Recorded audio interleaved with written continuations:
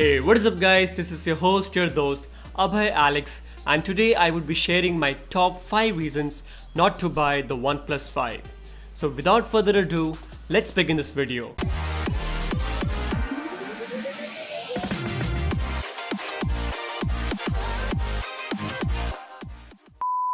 The points I am going to tell is all subjective and may vary depending on your preference. Number 1. Yes, OnePlus hasn't deployed optical image stabilization in OnePlus 5.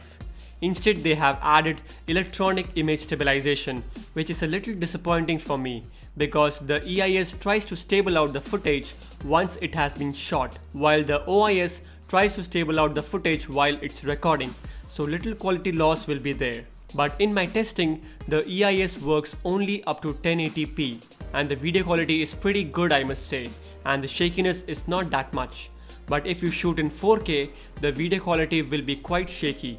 I don't know why did the company disable EIS in 4K mode, but if the company realizes that, then definitely that can be solved with a software update. Number 2. Since OnePlus 5 is competing with some flagship models, it should have some sort of IP ratings in the device. Though the company hasn't officially announced anything about the water resistance, some latest videos have been floating over the internet about its water resistance capability. I would leave the video link down for you guys to check it out. In that video, it is shown that if you get your phone wet, it would not have any problems. But that doesn't mean you're 100% secured. Try not to wet your phone. Number 3. Now this feature is totally up to your requirement, whether you need this or not. But for me it doesn't matter, so not a negative point for me at least. But it is always good to have the functionality in case the world is moving towards true wireless. Number 4. MicroSD has always been the most wanted feature in a phone. For that reason, OnePlus has provided 128GB storage variant. I understand the fact that companies don't want any third-party products to enter in their system as it could potentially lower the entire system. But you guys can still buy the 128GB storage variant if that solves the purpose. But if you are a storage monster, then probably you might want to look elsewhere. Number 5.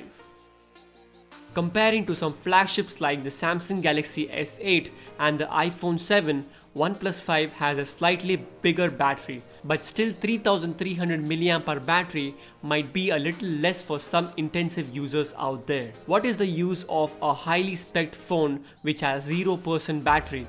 So my one message to all the smartphone manufacturers: we don't want a thin phone. Instead, pack the extra space with more battery, which would be helpful for all. Being a thin phone, there is a possibility of slippage, plus we in some way compromise with battery.